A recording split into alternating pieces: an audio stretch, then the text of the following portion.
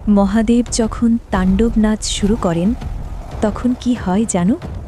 একসময় দেবী সতী তার পিতা দক্ষের যজ্ঞে অপমানিত হন, কারণ সেখানে মহাদেবকে আমন্ত্রণ জানানো হয়নি।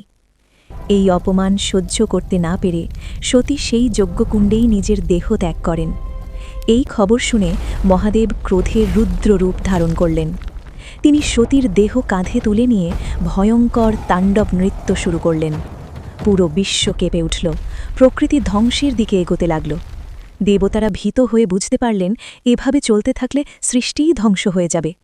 তখন বিষ্ণু তার সুদর্শন চক্র ব্যবহার করলেন, সতীর দেহকে খণ্ড খণ্ড করে দিলেন।